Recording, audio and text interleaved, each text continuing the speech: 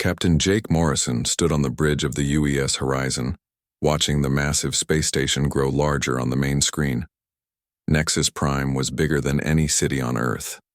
It spun slowly in the darkness of space, its lights twinkling like stars. This was humanity's first meeting with the Galactic Council, and Jake felt the weight of his entire species on his shoulders. "Incredible," whispered Dr. Lisa Parker, the ship's chief scientist and diplomat. She had spent years studying the few alien signals Earth had received. Now she was about to meet them face to face. "I can't believe we're actually here." Commander Rick Taylor, the military advisor, was less impressed. "Big doesn't always mean better," he said quietly. "Remember, we're here as equals, not beggars." Ambassador Helen Ross nodded. She was Earth's first representative to the galaxy, chosen for her skill in difficult negotiations. "Captain Morrison, take us in. It's time to make history." The Horizon docked at one of the station's many ports. Jake had never seen such a variety of alien ships. Some looked like crystals, others like living creatures. A few seemed to be made of pure energy. Earth's ship looked simple and primitive next to them. They were met at the airlock by a tall, thin alien with blue skin and 4 arms. It spoke in perfect English through a translation device. "Welcome to Nexus Prime. I am Protocol Officer Zintar. The Council will see you shortly." The group followed Zintar through corridors filled with dozens of different alien species. Some walked on 2 legs like humans, others floated or crawled. The diversity was amazing and terrifying at the same time. They entered a vast chamber, with seats arranged in circles rising up toward the ceiling. In the center was a small platform where Jake and his team were directed to stand. Above them, representatives from 47 different worlds looked down with expressions ranging from curiosity to contempt. At the highest level sat Chancellor Vexthul of the Zephyrian Empire. He was massive, with gray skin like stone and eyes that glowed red. When he spoke, his voice echoed through the chamber like thunder. "So," he said, "these are the humans we have heard whispers about, the species that has just learned to crawl between the stars." Several aliens in the audience made sounds that Jake realized were laughter. Ambassador Ross stepped forward. "Honored Chancellor, representatives of the Galactic Council, we come in peace and friendship. Earth seeks to join the galactic community as partners in progress and prosperity." More laughter echoed through the chamber. Chancellor Vexthul raised one of his 4 hands for silence. "Partners?" he said. "Child species, you do not understand your place. The galaxy has an order that has brought peace for 3,000 years. New species must earn their position through service and time." A holographic display appeared above the platform, showing Earth and its solar system. "Your world is small," the Chancellor continued. "Your technology is primitive, your people are young and violent. You have been fighting wars among yourselves until very recently." Dr. Parker felt her face flush with anger, but Ambassador Ross remained calm. "Every species has a difficult past, Chancellor. We believe our diversity and determination can contribute to the galactic community. We ask for membership as equals." The laughter was louder this time. A snake-like alien from the 3rd ring spoke up. "Equals? You have one world. We control hundreds. You have lived in space for decades. We have traveled the stars for millennia." Chancellor Vexthul nodded approvingly. "The Galactic Council offers Humanity Junior membership. You will provide resources and labor to the galactic community. In return, you will receive protection and guidance. Your species will be educated in proper galactic behavior." "What about voting rights?" "Ambassador," Ross asked, "what about representation in council decisions?" "Junior species do not vote," the Chancellor replied coldly. "That privilege is earned over centuries. You will have an advisory position, nothing more." Jake felt his hands clench into fists. Commander Taylor put a warning hand on his arm. This was even worse than their worst-case scenarios. Ambassador Ross kept her voice steady. "We appreciate the Council's offer, but we must respectfully decline. Earth seeks full membership or we will remain independent." The chamber fell silent. Then Chancellor Vexthul began to laugh, a sound like grinding stone. Soon the entire council was laughing with him. "Independent?" the Chancellor said, when the laughter died down. "Child species, you do not understand. There is no independence in the galaxy. There is the Council and there is chaos. There are members and there are enemies."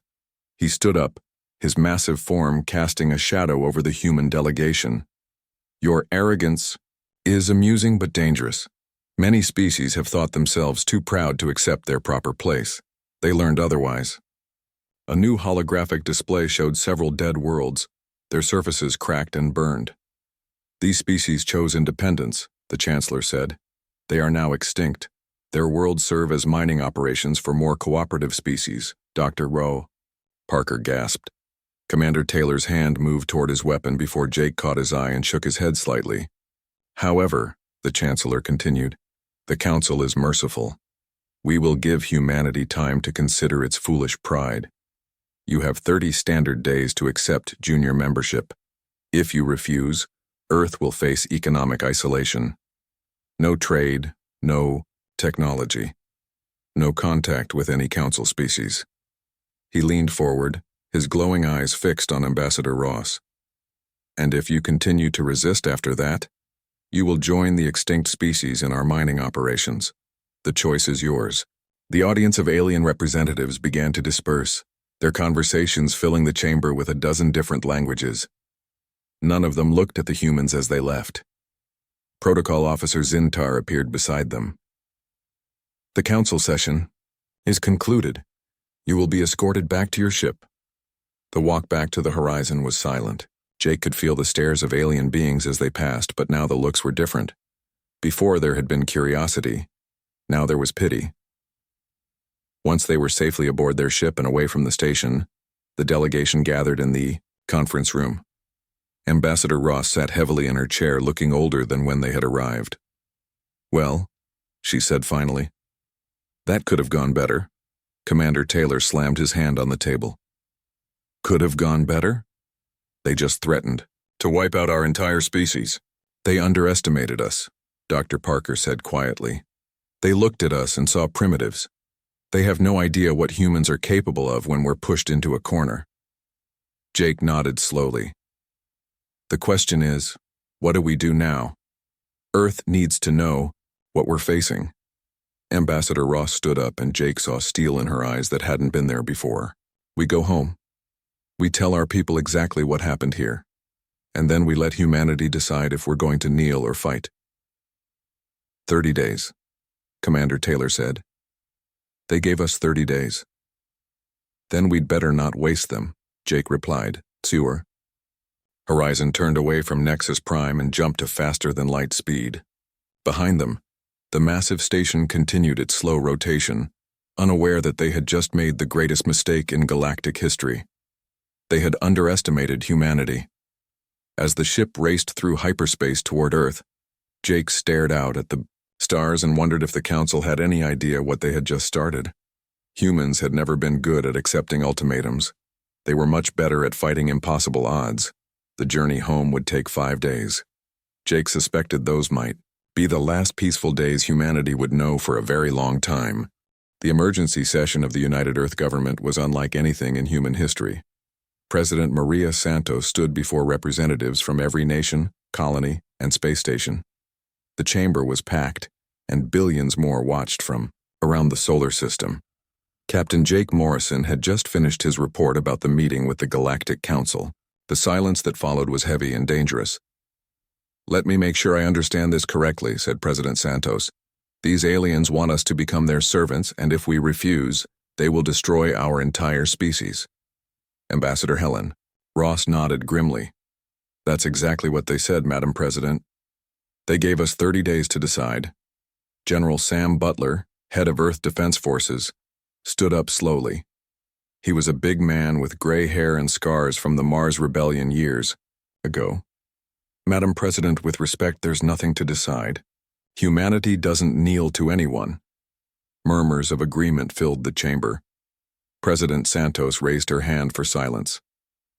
"General Butler, I appreciate the sentiment, but we need to be realistic. We're talking about 47 alien civilizations, with technology far beyond our own. Dr. Amy Chen stepped forward from her seat in the science section.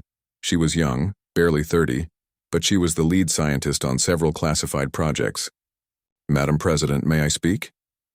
Dr. Chen, this isn't the time for theoretical discussions. Actually, it is exactly the time, Dr. Chen said firmly. Everyone assumes our technology is primitive compared to theirs. That's not entirely true. The chamber fell silent. President Santos frowned. Explain. Dr. Chen activated a holographic display. For the past 15 years, we've been studying wreckage from alien scout ships that entered our solar system. We've learned a lot. The display showed strange metal, fragments, and crystalline structures. Their technology is advanced, but it's also old. Very old. They've been using the same basic designs for thousands of years. They've become comfortable, lazy even. Admiral Tom Bradley, commander of the Stellar Navy, leaned forward with interest. What are you saying, Doctor? I'm saying that while they were resting on their success, we've been innovating. The Prometheus project has developed technologies they've never even imagined. President Santos sat up straighter. Dr. Chen, the Prometheus project is classified at the highest levels. Not anymore, Dr. Chen replied. We're out of time for secrecy. She changed the holographic display to show blueprints and technical diagrams. We've created self-replicating manufacturing systems, ships that can build more ships, using nothing but raw materials from asteroids and planets. The room erupted, in surprised voices. Dr. Chen waited for quiet before continuing. We've also developed quantum-linked communication networks that work instantly across any distance, and adaptive artificial intelligence that can learn and improve in real time. General Butler was studying the displays with growing excitement. How many ships can these systems produce? As many as we need, Dr. Chen answered. Give me one factory ship and an asteroid belt and I can build a fleet in weeks. Give me 100 factory ships and I can build an armada in days. President Santos looked stunned. Why wasn't I told about this? Because it wasn't ready, Dr. Chen replied. We were planning to reveal it gradually over the next decade, but the council just forced our hand. Admiral Bradley stood up. Madam President, I recommend we begin immediate production of these factory ships. If we're going to fight, we need to start now. Fight? President Santos said. Dr. Chen, even with this technology, can we really stand against 47 civilizations? Dr. Chen smiled for the first time since entering the chamber. Madam President, they're not fighting 47 civilizations. They're fighting one very angry species that refuses to be enslaved. The vote was unanimous. Earth would reject the Council's ultimatum and prepare for war. Over the next 3 weeks, the solar system transformed into the largest military production facility in human history. Factory ships spread out across the asteroid belt, converting rocks into warships. Each day brought hundreds of new vessels to the growing fleet. But Jake Morrison was involved in a different kind of mission.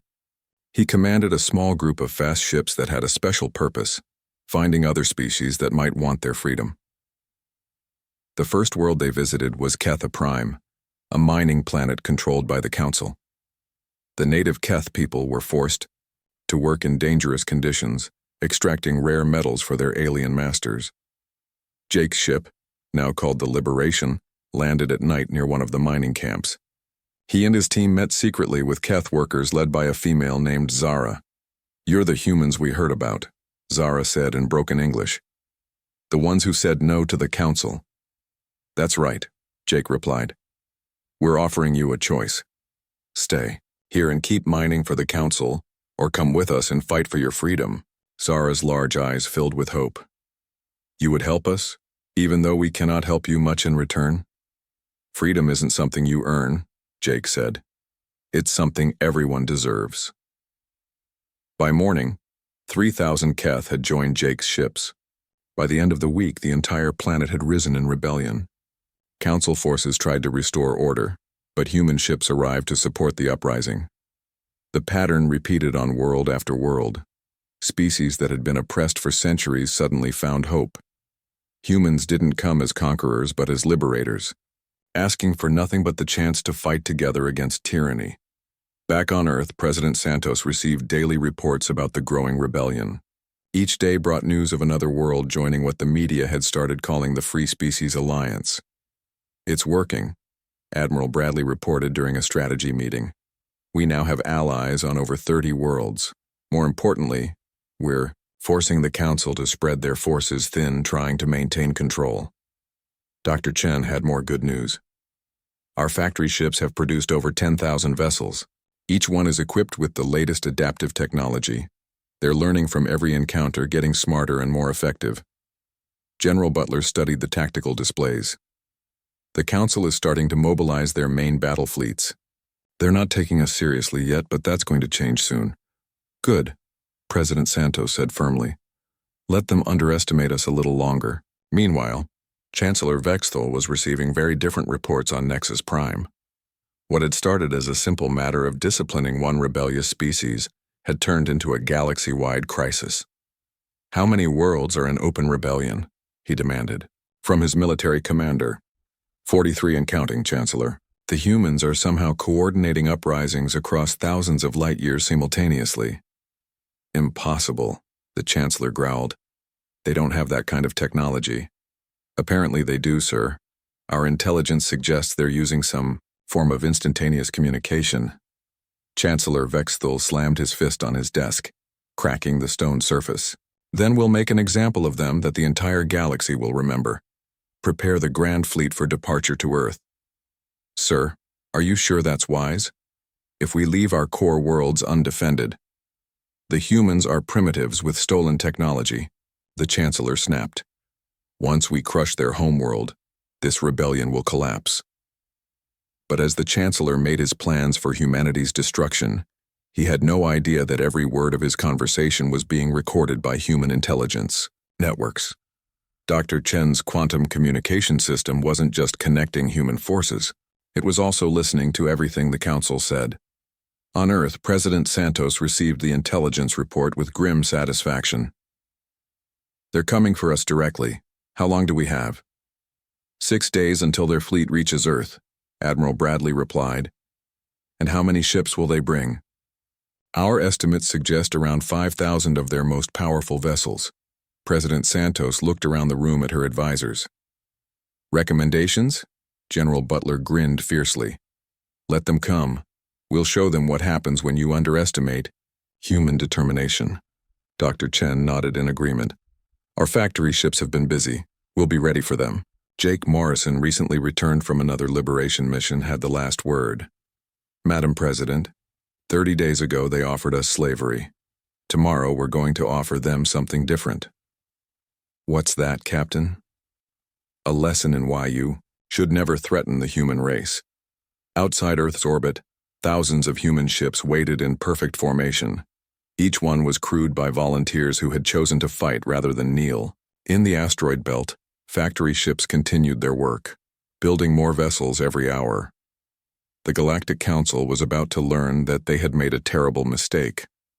They had given humanity a choice between slavery and war. Humanity had chosen war. The Council's Grand Fleet arrived at Earth exactly 6 days after Chancellor Vexthal had promised. 5,000 massive warships dropped out of hyperspace in perfect formation, their weapons already charging for the destruction of humanity's homeworld. Admiral Tom Bradley watched from the bridge of his flagship as the alien vessels arranged themselves in attack formation. "They're even more arrogant than we expected," he said to his officers. "Look at that formation. They're not even trying to defend themselves." Captain Danny Wright, who had become the leader of the liberation fleets, stood beside the admiral. "They think this is going to be easy. They have no idea what's waiting for them." The Council fleet was impressive, but what they couldn't see were the 10,000 human ships hidden throughout the solar system. Some were hiding behind asteroids. Others were powered down and drifting like space debris. Many more were stationed near the outer planets, ready to cut off any retreat. Chancellor Vexthal's voice boomed across space on all communication frequencies. "Humans of Earth, you have defied the Galactic Council for the last time. Surrender, now, and accept slavery or watch your world burn." President Santos responded from Earth's orbital defense platform. "Chancellor, we gave you our answer 30 days ago. We don't kneel to tyrants." Then you will die like the foolish primitives you are, the Chancellor replied. The Council fleet began moving toward Earth, their massive ships blocking out the Yao stars. But as they advanced, something unexpected happened. Human ships began appearing from nowhere, rising from behind asteroids and powering up from what had seemed like empty space. The first battle was brief and decisive. The Council ships, designed for fighting other traditional fleets, were completely unprepared for humanity's tactics. Human vessels were smaller but faster, and they worked together like a single organism. More importantly, every human ship was equipped with Dr. Amy Chen's adaptive technology. As the battle progressed, the human ships learned from every enemy attack, adjusting their defenses and improving their weapons in real time. Within 2 hours, half the Council fleet was destroyed, or disabled. The other half retreated to the edge of the solar system, shocked by their defeat. But the real surprise came when Chancellor Vexthul tried to call for reinforcements. His quantum communication systems weren't working properly. Unknown to him, human intelligence had been listening to Council communications for weeks. Commander Sue Davis, Earth's top intelligence officer, had discovered something that changed everything. She burst into the emergency meeting of Earth's leadership with news that would reshape the entire war. President Santos, we've been monitoring Council communications since the first day of the conflict, she said, her face flushed with excitement and anger. What we've discovered is incredible. She activated a holographic display showing the structure of the Galactic Council. The Council isn't what they pretend to be. It's not a democratic organization of 47 equal species. The display zoomed in to show 5 species at the center, with all others connected to them by chains. The real power belongs to only 5 ancient species: the Zephyrians, Hegemonic Collective, Void Hunters, Crystal Syndicate, and Psionic Dominion. The other 42 species are just puppets. Ambassador Helen Ross leaned forward, studying the display. Are you saying the other species don't have any real power? Exactly, Commander Davis replied. They think they're part of the ruling council, but they're really just slightly better treated slaves. The 5 ruling species have been using them to maintain control for thousands of years. But the revelations weren't finished. Dr. Pete Johnson, a scientist who had been studying ancient alien ruins, had made an even more shocking discovery. President Santos, we found something on the abandoned world of Kepler 442b, he said, his voice trembling with rage. Archaeological evidence of what the Council has really been doing for the past 3,000 years. The holographic display changed to show images of dead civilizations, ruined cities, empty worlds, and the remains of once great species. They've been systematically destroying any young civilization that shows promise, Dr. Johnson continued. Any species that develops advanced technology too quickly, any culture that refuses to submit, any world that might challenge their authority. They wipe them out completely. The room fell silent as the implications sank in. General Sam Butler was the first to speak. How many? Over 200 species, Dr. Johnson replied quietly. Entire civilizations erased from history. The Council has been keeping the galaxy weak and divided on purpose. President Santos stood up slowly, her face pale with shock and anger. They're not just trying to enslave us. They're trying to prevent any species from ever becoming strong enough to challenge them. That's right, Commander Davis said. And there's more. We've been broadcasting this information to every species in the galaxy. The response has been immediate. The display showed dozens of worlds across the galaxy, all showing signs of uprising and rebellion. The puppet species are learning the truth about their masters. Many of them are already joining our Free Species Alliance.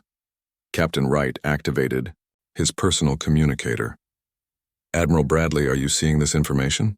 Bradley's voice came through clearly. Captain, we're receiving surrender requests from 12 Council species in the past hour alone. They want to join us. Chancellor Vexthul, still trapped at the edge of Earth's solar system with his damaged fleet, was receiving very different reports. His communication officer approached him with fear in his voice. Chancellor, we're losing contact with our subject worlds. Many are declaring independence. Impossible, the Chancellor growled. Those species have been loyal for centuries. Sir, the humans have been broadcasting evidence of our true relationship with the puppet species. They know they've been deceived. For the first time in his long life, Chancellor Vexthul felt something he had never experienced before. Fear. How many worlds are in rebellion? Over 100 and growing, sir. The humans somehow have communication networks that reach across the entire galaxy instantly. The Chancellor's red eyes burned with rage and desperation. Then we end this now. Contact the other 4 ruling species. Tell them to prepare their secret weapons. If we cannot control the galaxy, we will destroy it. But even as the Chancellor made his desperate plans, human intelligence was listening. Commander Davis received the intercepted message and immediately called another emergency meeting. They're planning something big, she reported to President Santos and the military leaders. The 5 ruling species have secret weapons they've kept hidden for thousands of years. We don't know what they are, but they're planning to use them. Dr. Chen had been working on improvements to the human fleet during the first battle. Our adaptive technology is learning faster than expected. Every ship in our fleet is now significantly more powerful than when we started. Will it be enough? President Santos asked. Against traditional weapons, yes, Dr. Chen replied. But if they have secret technology we've never seen before, I can't be sure. Captain Wright had a different concern. Madam President, we now have over 300 species asking to join the Free Species Alliance. That's more than half the galaxy. And that's exactly why the ruling species are getting desperate, Admiral Bradley added. They're facing the complete collapse of their empire. Zara, the Keth female who had become one of humanity's closest allies, entered the meeting room. She had been coordinating with other liberated species across the galaxy. My human friends, she said in her improving English, my people and many others have ancient stories about the ruling species. Legends about terrible weapons that can destroy entire star systems. The room grew quiet as the implications became clear. General Butler spoke first. They're planning to destroy everything rather than lose control. President Santos stood up and looked around the room at the faces of humanity's leaders and their new allies. Then we need to stop them before they can use those weapons. How? Admiral Bradley asked. We do what humans do best, President Santos replied. We take a desperate situation and turn it into an opportunity. Commander Davis, I want to know everything about these 5 ruling species. Dr. Chen, I want our adaptive technology pushed to its absolute limit. Captain Wright, coordinate with our allies to gather every ship we can. She paused and looked out at the stars visible through the station's windows. The ruling species think they can threaten the entire galaxy to maintain their power. They're about to learn that there's one thing more dangerous than a species fighting for survival. What's that? General Butler asked. A species fighting for everyone else's survival too. Outside, the human fleet continued to grow as more ships arrived from the factory systems. But now they were joined by vessels from dozens of other species, all united by a single purpose: to end the tyranny that had ruled the galaxy for 3,000 years. The Council had underestimated humanity once again. They thought fear would make their enemies surrender. Instead, it had united the galaxy against them. The galaxy was burning. 2 weeks after the Battle of Earth, the war had spread to every corner of known space. The 5 ruling species had revealed their true nature and unleashed weapons that no one had seen for thousands of years. Fleet Admiral Kate Morgan stood on the bridge of her command ship, watching reports flood in from across the galaxy. She had been promoted after Admiral Bradley was killed in the Battle of Proxima Centauri, where the Void Hunters had used something called a reality shredder that tore space itself apart. Status report, she ordered. Captain Nina Foster, the hero, who had saved half the human fleet at Centauri Gate, stepped forward. Admiral, we've lost contact with 67 star systems. The ruling species aren't just attacking military targets anymore. They're destroying entire worlds. The holographic display showed the galaxy with large red zones marking destroyed or missing systems. The Zephyrians had weapons that could make suns explode. The Crystal Syndicate could turn planets into glass in minutes. The Psionic Dominion was driving entire populations insane with mind attacks. But the worst was yet to come. That morning, they had tried to destroy Earth itself. Dr. Jack Wilson, the scientist who had replaced Dr. Chen after she died defending the Mars colonies, entered the bridge with urgent news. Admiral Morgan, the attack on Earth failed, but barely. Their planet killer weapon was stopped only because our adaptive shields learned to deflect it in the last few seconds. How many more attacks like that can we survive? Admiral Morgan asked. Not many, Dr. Wilson admitted. But I have an idea, something I call the recall protocol. He activated a display showing the quantum communication network that connected all human forces. Our communication system reaches every human ship, every allied vessel, every liberated world instantly. What if we used it to coordinate the largest military operation in galactic history? Senator Bob Turner, who was coordinating the political side of the resistance, joined the conversation. What exactly are you proposing, Doctor? Instead of fighting defensively, we attack everything at once, Dr. Wilson explained. Every council world, every military base, every government center, every weapon facility, all at the same time across the entire galaxy. Admiral Morgan studied the plan with growing excitement. A simultaneous strike on thousands of targets. They couldn't defend against that. Exactly, Dr. Wilson said. We call it the recall protocol because we're not just defeating them militarily. We're forcing them to recall all their authority, all their power, everything they've stolen from the galaxy. But implementing the plan would require something unprecedented.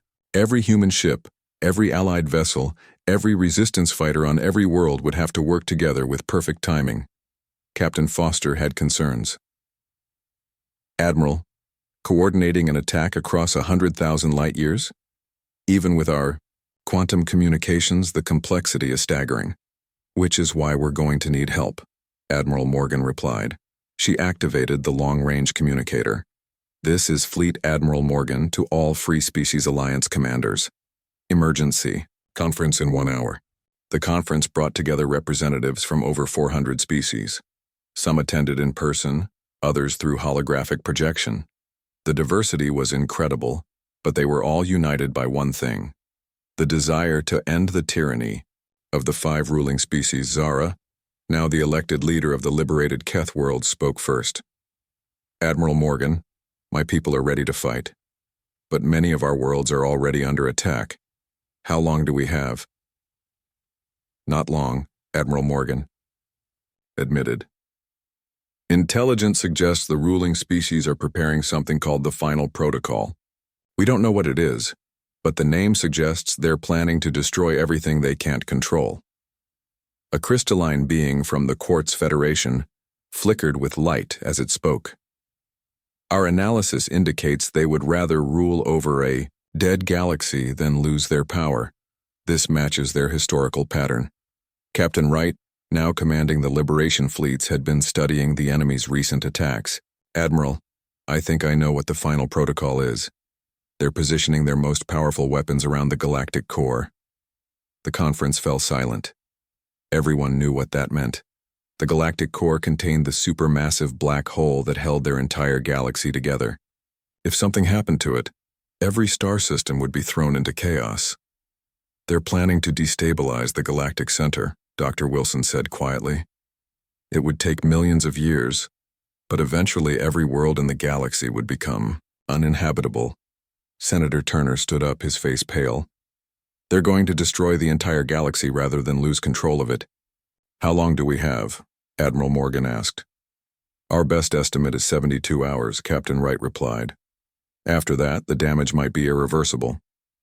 Admiral Morgan looked around the conference room at the faces of beings from hundreds of different worlds.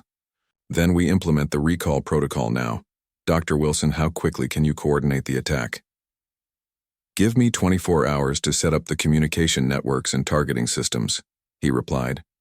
But Admiral, we'll only get one chance at this. If we fail, there won't be time for a second attempt. The next 24 hours were the busiest in galactic history. Human factory ships worked around the clock to produce more vessels. Allied species contributed every ship they could spare. Resistance fighters on occupied worlds prepared for simultaneous uprisings. On Earth, President Santos addressed the planet for what everyone knew might be the last time. My fellow humans and our friends across the galaxy, in 18 hours we will launch the largest military operation ever attempted.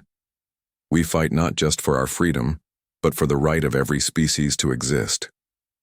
She paused, looking directly into the camera. The enemy has threatened to destroy everything rather than lose their power. We're going to show them that some things are worth more than power. Some things are worth fighting for even when the odds seem impossible. Dr. Wilson was making final preparations to the recall protocol when he discovered something that changed everything. Admiral Morgan, I've been analyzing the quantum communication signatures from the ruling species. They're using a version of our own technology. What do you mean? Admiral Morgan asked. I mean, they've been listening to our communications from the beginning. They know about the recall protocol. The bridge fell silent. If the enemy knew their plan, they could prepare defenses. Worse, they might accelerate their own timeline for the final protocol. Captain Foster was the first to speak. So what do we do? Call off the attack? No, Admiral Morgan said firmly. We do something they won't expect. We tell them exactly what we're going to do, and then we do it anyway. Admiral? Dr. Wilson looked confused.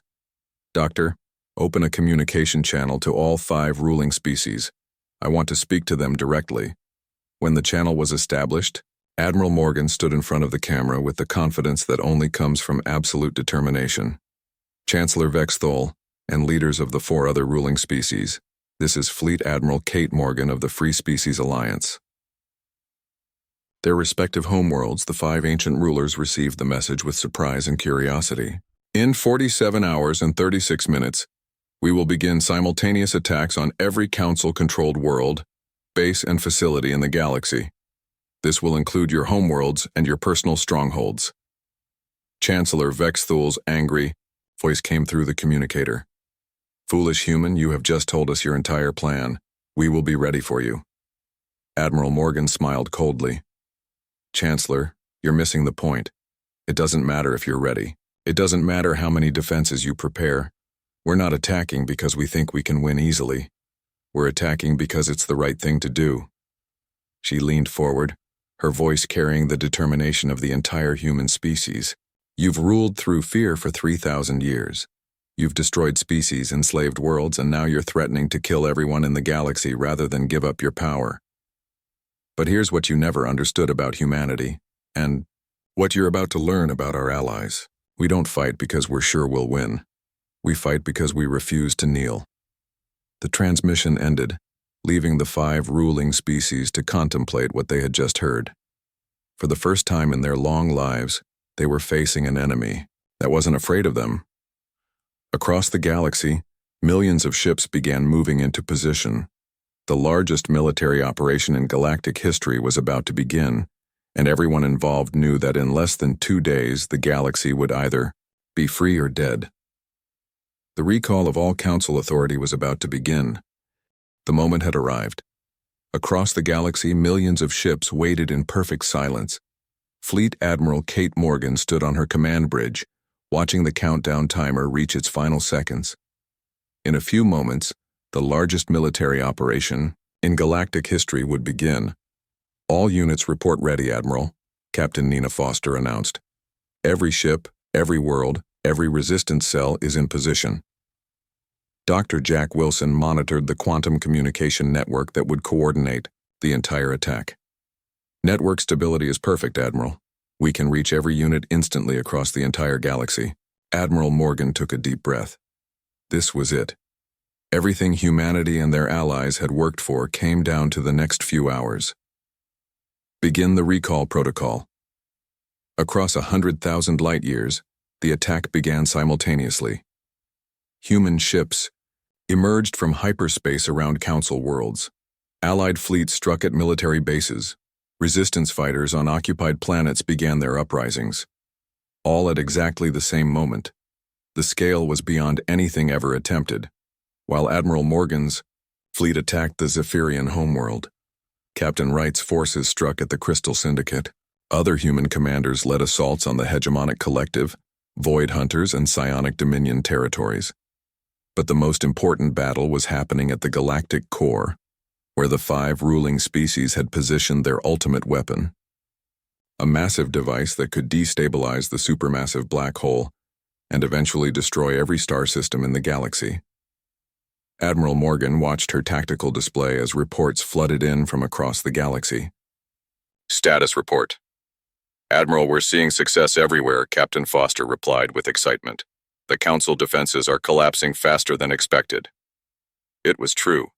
After 3,000 years of ruling through fear, the 5 ancient species had forgotten how to fight a real war. Their technology was powerful but old. Their tactics hadn't changed in centuries. Most importantly, they had never faced an enemy that refused to surrender. The human adaptive technology was learning and improving with every battle. Each ship became more effective as the fighting continued. But more than that, the coordination between different species was working perfectly. Humans provided the advanced technology and leadership, while their allies contributed local knowledge and overwhelming numbers. On the Zephyrian homeworld, Chancellor Vexthul watched his capital, city burning from his underground command center. His personal guard had already abandoned him, and human soldiers were fighting their way through the outer defenses. How is this possible? He demanded from his remaining military advisor. We have weapons that can destroy planets. Chancellor, they're not fighting like any enemy we've faced before, the advisor replied. They attack everything at once. When we destroy one of their ships, 10 more take its place. When we defend one world, they attack 5 others. Chancellor Vexthul's red eyes burned with rage and desperation. Then activate the final protocol. If we cannot rule the galaxy, we will destroy it. But when he tried to send the activation signal to the galactic core, nothing happened. His communication system was dead. Unknown to him, human intelligence had been tracking every signal the ruling species sent.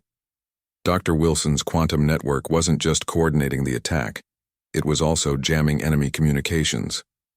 At the galactic core, the massive doomsday device waited for orders that would never come. Human engineering teams, led by brave volunteers who knew they might not survive, were already working to disable the weapon permanently.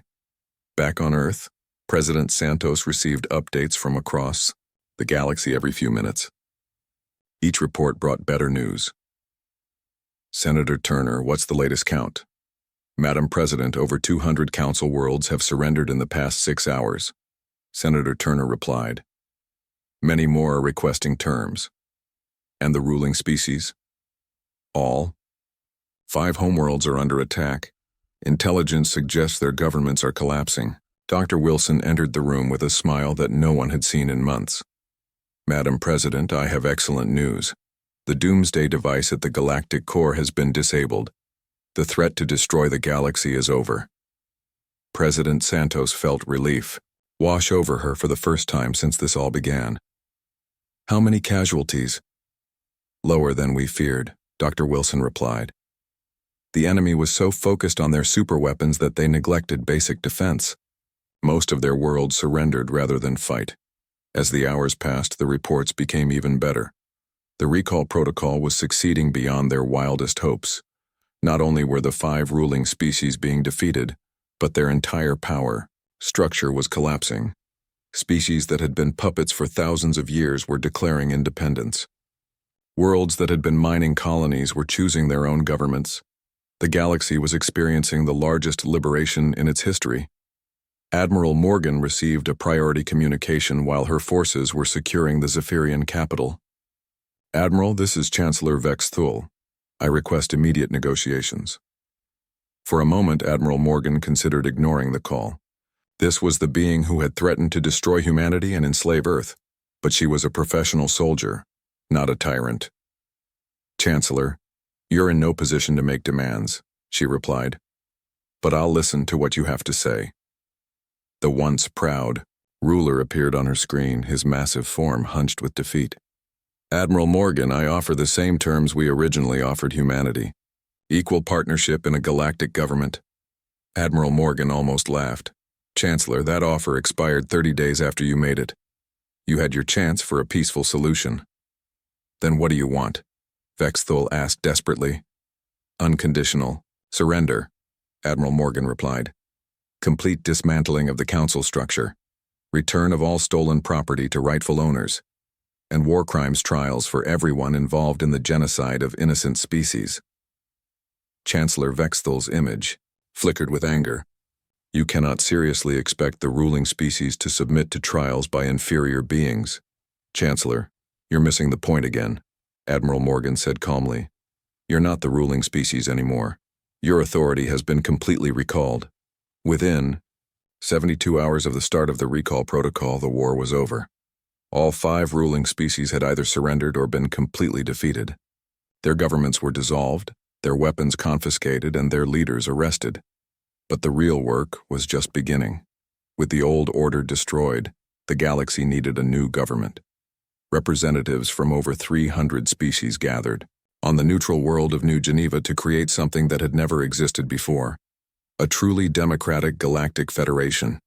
Ambassador Helen Ross, now serving as the primary organizer of the peace conference, addressed the gathered delegates.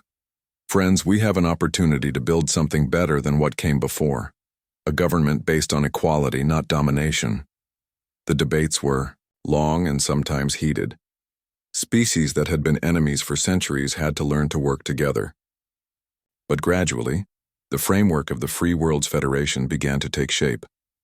Unlike the old council, every species would have equal representation regardless of size or power. Decisions would be made by majority vote, not by the whims of ancient tyrants. Most importantly, there would be ironclad protections for the rights of individual species and worlds. Captain Jake Morrison, now promoted to admiral, was chosen as the first supreme commander of Federation forces. His job would be to ensure that no species ever again suffered under the kind of oppression the council had imposed. The war crimes trials lasted for months.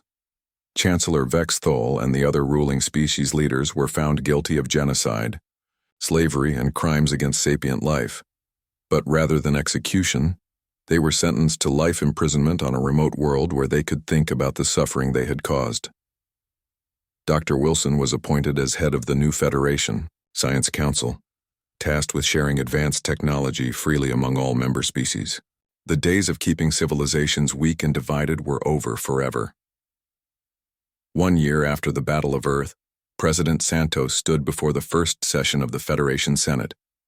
Representatives from over 400 species filled the vast chamber, each one free to speak for their people. My fellow sapients, she began. A year ago, the Galactic Council offered humanity a choice between slavery and destruction. We chose a third option, freedom, not just for ourselves, but for everyone. She looked around the chamber at the faces of beings from across the galaxy. Today, we establish a new principle that will guide us into the future. No species, no matter how powerful, has the right to dominate others. No government, no matter how ancient, has the right to deny freedom to sapient beings. The chamber erupted in applause from hundreds of different species, each expressing approval in their own way. The Galactic Council underestimated humanity. President Santos continued when the noise died down. They thought we would kneel or die. Instead, we stood up and taught the galaxy that freedom is not something you ask for. It's something you take. She paused and smiled. And now that we've recalled their authority, we'll make sure no one ever has to fight for their basic rights again. Outside the Federation capital, human ships patrolled alongside vessels from dozens of other species. The galaxy was finally free, and humanity had kept its promise.